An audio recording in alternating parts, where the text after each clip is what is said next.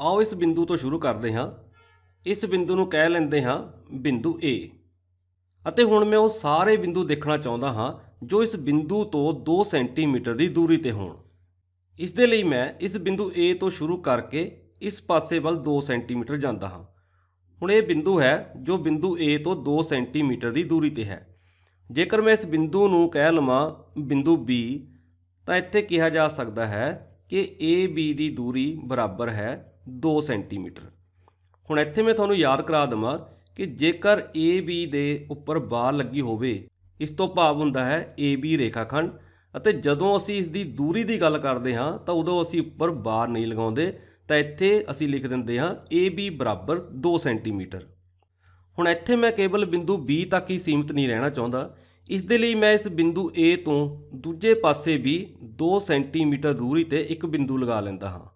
ਹੁਣ ਮੈਂ ਇਸ ਬਿੰਦੂ ਦਾ ਨਾਮ ਰੱਖ ਦਿੰਦਾ ਹਾਂ ਬਿੰਦੂ C।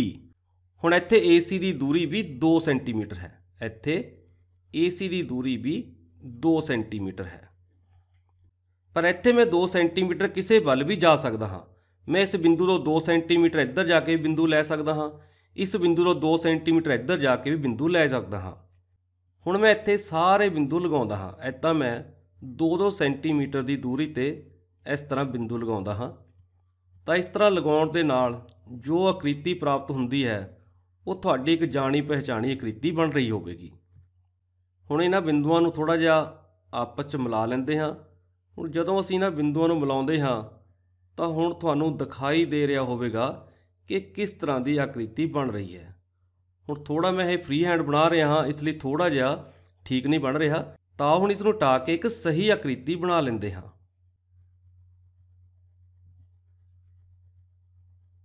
ਹੁਣ ਆਪਣੇ ਵੱਲੋਂ ਮੈਂ ਪੂਰੀ ਕੋਸ਼ਿਸ਼ ਕੀਤੀ ਹੈ ਕਿ ਇਹ ਆਕ੍ਰਿਤੀ ਬਣ ਜਾਵੇ। ਹੁਣ ਇਸ ਆਕ੍ਰਿਤੀ ਦਾ ਨਾਂ ਕੀ ਹੈ? ਇਸ ਆਕ੍ਰਿਤੀ ਨੂੰ ਅਸੀਂ ਚੱਕਰ ਆਖਦੇ ਹਾਂ। ਹੁਣ जो ये आकृति बनी है ये ਚੱਕਰ है, इसनूं असीं ਚੱਕਰ आखदे हां। ਅਤੇ ਮੈਨੂੰ ਪੂਰਾ ਭਰੋਸਾ ਹੈ ਕਿ ਤੁਹਾਨੂੰ ਪਹਿਲਾਂ ਹੀ ਇਸ ਬਾਰੇ ਜਾਣਕਾਰੀ ਹੋਵੇਗੀ। ਹੁਣ ਅੱਗੇ ਚੱਕਰ ਦੀ ਫਾਰਮਲ ਡੈਫੀਨੇਸ਼ਨ ਬਾਰੇ ਦੱਸ ਦਵਾਂ। ਹੁਣ ਚੱਕਰ ਦੀ ਡੈਫੀਨੇਸ਼ਨ ਇਹ ਹੁੰਦੀ ਹੈ ਕਿ ਉਹਨਾਂ ਸਾਰੇ ਬਿੰਦੂਆਂ ਦਾ ਸਮੂਹ ਹੁੰਦਾ ਹੈ ਜੋ ਇਸ ਫਿਕਸ ਬਿੰਦੂ ਤੋਂ, ਜੋ ਕਿ ਇੱਥੇ ਬਿੰਦੂ A ਹੈ, ਇਸ ਫਿਕਸ ਬਿੰਦੂ ਤੋਂ ਬਰਾਬਰ ਦੂਰੀ ਤੇ ਹੁੰਦੇ ਹਨ। ਹੁਣ ਜੇਕਰ ਇੱਥੇ ਮੈਂ ਇਸ ਫਿਕਸ ਬਿੰਦੂ ਤੋਂ 3 ਸੈਂਟੀਮੀਟਰ ਦੂਰ इस तरह बिंदुओं नूं मिला देवां तो मेरे को एक होर चक्कर प्राप्त हो जाएगा जिस दे हरेक बिंदु की इस फिक्स बिंदु तो दूरी 3 सेंटीमीटर है। हुण इस तरह मेरे को एक होर चक्कर प्राप्त हो गया। ये भी इन्हां बिंदुओं का समूह है जो इस फिक्स बिंदु तो 3-3 सेंटीमीटर की दूरी ते हन। हुण मैनूं लगदा है कि तुहानूं चक्कर बारे जनरल आइडिया जरूर लग गया होना है। हुण अगे मैं तुहानूं चक्कर नाल संबंधित कुछ शब्दां अते सिद्धांतां बारे दसना चाहुंदा हां जिस दी जानकारी तुहानूं होनी बड़ी जरूरी है। तो इस दे लई आओ पहलां इस 3 सेंटीमीटर वाले चक्कर नूं हटा लैंदे हां। हुण आओ सब तो पहलां इस दूरी बारे गलबात करदे हां, जां कह लवो कि इस रेखाखंड बारे गल करदे हां जो बिंदु A तो बिंदु B तक है। हुण इत्थे बिंदु A इस चक्कर दा केंद्र है जिस दे बारे तुसीं जाणदे हो आम बोलचाल दी भाषा विच कि केंद्र किस नूं कहा जांदा है। हुण इह इस चक्कर दा केंद्र बिंदु है। हुण इत्थे मैं तुहानूं रेखाखंड AB बारे दसना है। हुण इत्थे मैं तुहानूं रेखाखंड AB बारे दसना है। AB वो रेखाखंड है जो चक्कर दे केंद्र नूं चक्कर ते एक बिंदु दे नाल जोड़दा है। हुण फिर मैं तुहानूं याद करा देवां कि मैं की कहा सी। मैं कहा सी कि चक्कर ते हरेक बिंदु की दूरी उस दे फिक्स बिंदु तो बराबर हुंदी है। हुण जेकर मैं इस चक्कर की गल करां तो इस चक्कर ते हरेक बिंदु की इस दे केंद्र बिंदु A तो दूरी बराबर है जो कि 2 सेंटीमीटर के बराबर है। सो चक्कर ते इस बराबर दूरी वाले रेखाखंड नूं अर्ध व्यास कहा जाता है। तो असीं इत्थे कहंदे हां कि रेखाखंड AB इस चक्कर दा अर्ध व्यास है। सो ये इसका अर्ध व्यास है, अर्ध व्यास है। हुण इत्थे मैं तुहानूं बड़े ही फॉर्मल तरीके नाल बड़े आराम नाल समझा रहा हाँ क्योंकि इन्हां शब्दां की जानकारी होनी बड़ी जरूरी है। हुण अगे जेकर मैं इस चक्कर ते कोई होर बिंदु लै लवां, मैं इत्थे एक बिंदु लै लैंदा हाँ, बिंदु X लै लैंदा हाँ। हुण मैं इस केंद्र नूं इस बिंदु दे नाल मिला दिंदा हाँ। हुण इत्थे AX, इत्थे रेखाखंड AX, ये भी चक्कर दा अर्ध व्यास है। ਇਹ ਵੀ ਚੱਕਰ ਦਾ ਅਰਧ ਵਿਆਸ ਹੈ, ਅਰਧ ਵਿਆਸ ਹੈ। ਹੁਣ ਇਸ ਤਰ੍ਹਾਂ ਤੁਸੀਂ ਜਾਣ ਗਏ ਹੋਵੋਗੇ ਕਿ ਚੱਕਰ ਤੇ ਕਿਸੇ ਵੀ ਬਿੰਦੂ ਨੂੰ ਕੇਂਦਰ ਨਾਲ ਮਿਲਾਉਣ ਤੇ ਜੋ ਰੇਖਾਖੰਡ ਪ੍ਰਾਪਤ ਹੁੰਦਾ ਹੈ ਉਹ ਚੱਕਰ ਦਾ ਅਰਧ ਵਿਆਸ ਹੁੰਦਾ ਹੈ। ਹੁਣ ਅੱਗੇ ਅਸੀਂ ਹੋਰ ਰੇਖਾਵਾਂ ਦੀ ਗੱਲ ਕਰਦੇ ਹਾਂ ਜੋ ਚੱਕਰ ਨਾਲ ਸੰਬੰਧਿਤ ਹਨ। ਇੱਕ ਰੇਖਾ ਉਹ ਵੀ ਹੁੰਦੀ ਹੈ ਜੋ ਚੱਕਰ ਨੂੰ ਕੇਵਲ ਇੱਕ ਬਿੰਦੂ ਤੇ ਕੱਟਦੀ ਹੈ। ਹੁਣ ਸਾਨੂੰ ਪਤਾ ਹੈ ਕਿ ਚੱਕਰ ਤੇ ਬਹੁਤ ਸਾਰੇ ਬਿੰਦੂ ਹੁੰਦੇ ਹਨ ਜਿਨ੍ਹਾਂ ਦੀ ਇਸ ਕੇਂਦਰ ਤੋਂ ਦੂਰੀ ਬਰਾਬਰ ਹੁੰਦੀ ਹੈ। ਹੁਣ ਉਸੇ ਤਰ੍ਹਾਂ ਦਾ ਇੱਕ ਬਿੰਦੂ ਅਸੀਂ ਇੱਥੇ ਲੈ ਲੈਂਦੇ ਹਾਂ, ਇੱਥੇ ਅਸੀਂ ਲੈ ਲੈਂਦੇ ਹਾਂ ਬਿੰਦੂ D ਅਤੇ ਇੱਕ ਰੇਖਾ ਦੀ ਰਚਨਾ ਕਰਦੇ ਹਾਂ ਜੋ ਇਸ ਬਿੰਦੂ D ਵਿੱਚੋਂ ਹੋ ਕੇ ਜਾਂਦੀ ਹੈ। ਹੁਣ ਇੱਥੋਂ ਅਸੀਂ ਇੱਕ ਰੇਖਾ ਦੀ ਰਚਨਾ ਕਰ ਲੈਂਦੇ ਹਾਂ। ਹੁਣ ਇਹ ਇੱਕ ਸਾਡੇ ਕੋਲ ਰੇਖਾ ਹੈ, ਇਹ ਰੇਖਾ ਹੈ ਜੋ ਕਿ ਬਿੰਦੂ D ਵਿੱਚੋਂ ਹੋ ਕੇ ਜਾਂਦੀ ਹੈ। ਹੁਣ ਇੱਥੋਂ ਸਾਨੂੰ ਦਿਖਾਈ ਦਿੰਦਾ ਹੈ ਕਿ ਇੱਕ ਬਿੰਦੂ ਅਜਿਹਾ ਹੈ ਜੋ ਚੱਕਰ ਦਾ ਬਿੰਦੂ ਵੀ ਹੈ ਅਤੇ ਉਹ ਇਸ ਰੇਖਾ ਦਾ ਬਿੰਦੂ ਵੀ ਹੈ। ਇਸ ਰੇਖਾ ਤੇ ਚੱਕਰ ਦਾ ਸਾਂਝਾ ਬਿੰਦੂ ਬਿੰਦੂ D ਹੈ। ਹੁਣ ਇਸ ਤਰ੍ਹਾਂ ਦੀ ਰੇਖਾ ਨੂੰ ਅਸੀਂ ਸਪਰਸ਼ ਰੇਖਾ ਆਖਦੇ ਹਾਂ। ਹੁਣ ਇੱਥੇ ਅਸੀਂ ਰੇਖਾ ਤੇ ਇੱਕ ਹੋਰ ਬਿੰਦੂ ਲੈ ਲੈਂਦੇ ਹਾਂ, ਇੱਥੇ ਅਸੀਂ ਬਿੰਦੂ ਲੈ ਲੈਂਦੇ ਹਾਂ E। ਤਾਂ ਇੱਥੇ ਸਾਡੇ ਕੋਲ ਜੋ ਰੇਖਾ DE ਹੈ, DE ਹੈ, DE ਸਾਡੇ ਕੋਲ ਰੇਖਾ ਹੈ ਜੋ ਕਿ ਇਸ ਚੱਕਰ ਦੀ ਸਪਰਸ਼ ਰੇਖਾ ਹੈ। ਹੁਣ ਇਹ ਸਾਡੇ ਕੋਲ ਇਹ ਇੱਕ ਸਪਰਸ਼ ਰੇਖਾ ਹੈ, ਸਪਰਸ਼ ਰੇਖਾ ਹੈ। ਹੁਣ ਅੱਗੇ ਅਸੀਂ ਇਸ ਨੂੰ ਇਸ ਤਰ੍ਹਾਂ ਲਿਖ ਲੈਂਦੇ ਹਾਂ ਕਿ ਰੇਖਾ DE, ਰੇਖਾ DE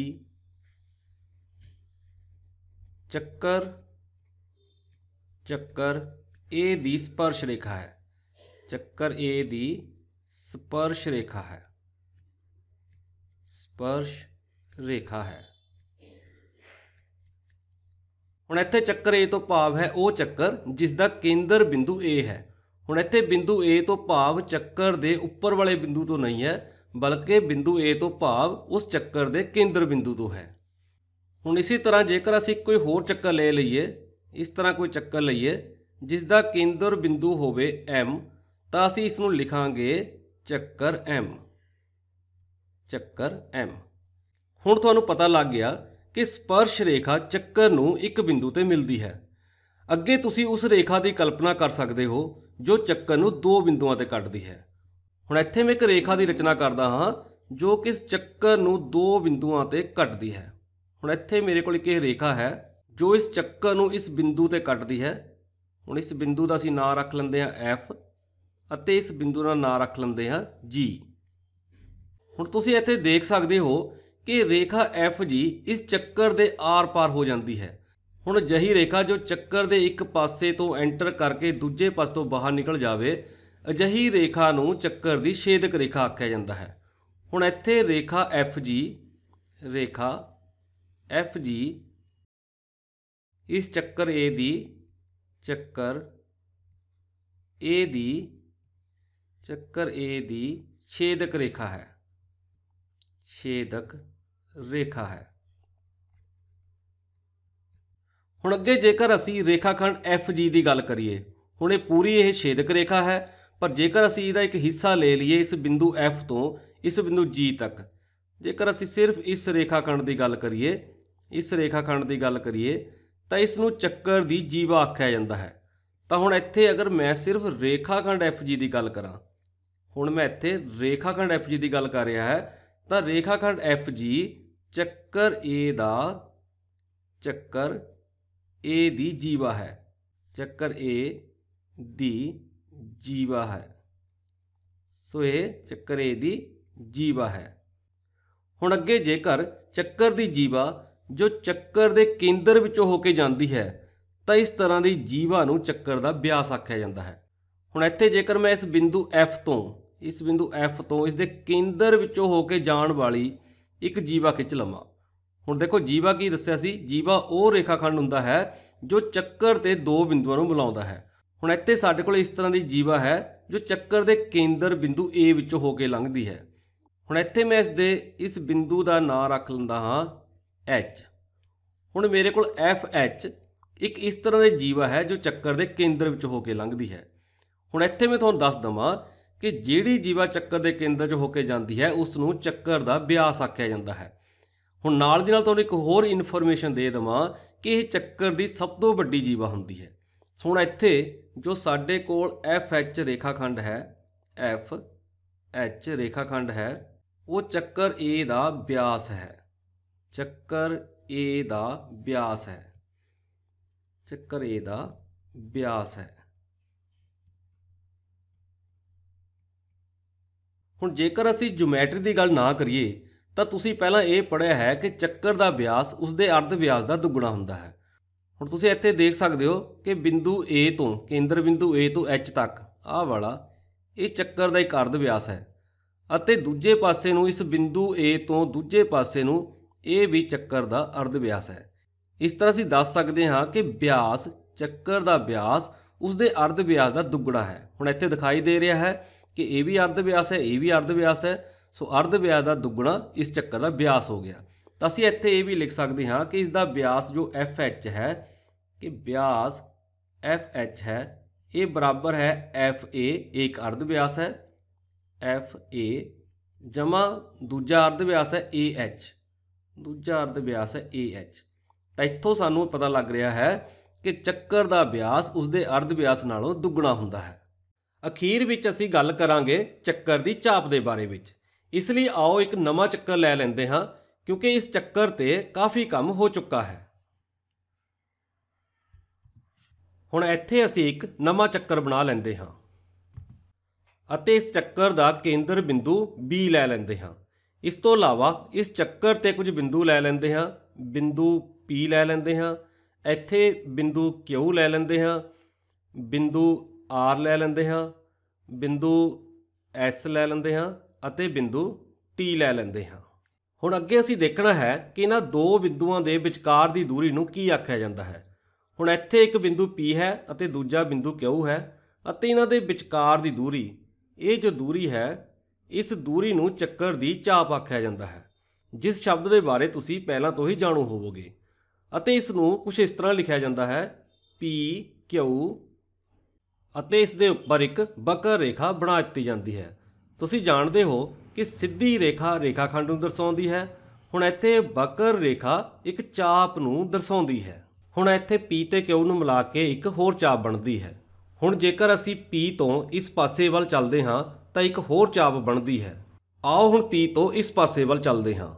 ਹੁਣ P ਤੋਂ ਇਸ ਪਾਸੇ ਵੱਲ ਚੱਲਦੇ ਹਾਂ, ਇਸ ਪਾਸੇ ਵੱਲ ਚੱਲਦੇ ਹਾਂ ਤਾਂ ਸਾਨੂੰ ਇੱਕ ਜ਼ਿਆਦਾ ਲੰਬਾਈ ਵਾਲੀ ਚਾਪ ਪ੍ਰਾਪਤ ਹੁੰਦੀ ਹੈ। ਹੁਣ ਜੋ ਇਹ ਘੱਟ ਲੰਬਾਈ ਵਾਲੀ ਚਾਪ ਸੀ, ਇਸ ਨੂੰ ਅਸੀਂ ਲਘੂ ਚਾਪ ਆਖਦੇ ਹਾਂ ਅਤੇ ਜੋ ਇਹ ਜ਼ਿਆਦਾ ਲੰਬਾਈ ਵਾਲੀ ਚਾਪ ਹੈ, ਇਸ ਨੂੰ ਅਸੀਂ ਦੀਰਘ ਚਾਪ ਆਖਦੇ ਹਾਂ। ਹੁਣ ਇੱਥੇ PQ ਜੋ ਘੱਟ ਲੰਬਾਈ ਵਾਲੀ ਚਾਪ ਹੈ, ਇਸ ਨੂੰ ਅਸੀਂ ਲਘੂ ਚਾਪ ਆਖਦੇ ਹਾਂ, ਲਘੂ ਚਾਪ ਆਖਦੇ ਹਾਂ। ਅਤੇ ਜੋ ਇਹਨਾਂ ਦੋ ਬਿੰਦੂਆਂ ਨੂੰ ਮਿਲਾ ਕੇ ਜ਼ਿਆਦਾ ਲੰਬਾਈ ਵਾਲੀ ਚਾਪ ਬਣਦੀ ਹੈ, ਇਸ ਨੂੰ ਅਸੀਂ ਦੀਰਘ ਚਾਪ ਆਖਦੇ ਹਾਂ। ਹੁਣ ਦੀਰਘ ਚਾਪ ਨੂੰ ਲਿਖਣ ਦਾ ਇੱਕ ਤਰੀਕਾ ਇਹ ਹੈ ਕਿ ਇੱਥੇ ਬਿੰਦੂ P ਅਤੇ ਬਿੰਦੂ Q ਦੇ ਵਿਚਕਾਰ ਇੱਕ ਬਿੰਦੂ S ਲਿਖ ਲੈਂਦੇ ਹਾਂ। ਹੁਣ PSQ ਤੋਂ ਭਾਵ ਹੈ ਕਿ ਇਹ ਇੱਕ ਦੀਰਘ ਚਾਪ ਹੈ। ਅੱਗੇ ਇਸ ਨੂੰ ਲਿਖਣ ਦਾ ਦੂਜਾ ਤਰੀਕਾ ਹੈ ਕਿ ਅਸੀਂ ਵਿਚਕਾਰ ਬਿੰਦੂ T ਲਿਖ ਲਈਏ ਤਾਂ ਇਹ ਬਣ ਜਾਏਗੀ PTQ। ਹੁਣ ਇਹ ਵੀ ਇੱਕ ਤਰੀਕਾ ਹੈ। ਇਸ ਤਰ੍ਹਾਂ ਵਿਚਕਾਰ ਬਿੰਦੂ R ਵੀ ਹੈ ਤਾਂ ਇਸ ਨੂੰ ਲਿਖ ਸਕਦੇ ਹਾਂ PRQ। ਤਾਂ ਇਸ ਤਰ੍ਹਾਂ ਦੀਰਘ ਚਾਪ ਨੂੰ ਲਿਖਣ ਦੇ ਵੱਖ-ਵੱਖ ਤਰੀਕੇ ਹੋ ਸਕਦੇ ਹਨ, ਪਰ ਹੁਣ ਕਿਉਂਕਿ ਇਸ ਦੀ ਲੰਬਾਈ ਇਸ ਦੇ ਨਾਲੋਂ ਜ਼ਿਆਦਾ ਹੈ, ਇਸ ਲਈ ਇਸ ਨੂੰ ਦੀਰਘ ਚਾਪ ਆਖਿਆ ਜਾਂਦਾ ਹੈ। ਹੁਣ ਇਹ ਸਾਡੇ ਕੋਲ ਦੀਰਘ ਚਾਪ ਅਖਵਾਉਂਦੀ ਹੈ। ਹੁਣ ਇੱਥੇ ਇਸ ਵੀਡੀਓ ਨੂੰ ਖਤਮ ਕਰਦੇ ਹਾਂ। ਇਸ ਵੀਡੀਓ ਵਿੱਚ ਤੁਸੀਂ ਚੱਕਰ ਨਾਲ ਸੰਬੰਧਿਤ ਕੁਝ ਸ਼ਬਦ ਅਤੇ ਸਿਧਾਂਤ ਦੇਖੇ। ਅੱਗੇ ਚੱਕਰ ਨਾਲ ਸੰਬੰਧਿਤ ਕੁਝ ਹੋਰ ਸਿਧਾਂਤਾਂ ਬਾਰੇ ਗੱਲ ਅਗਲੀ ਵੀਡੀਓ 'ਚ ਕਰਾਂਗੇ।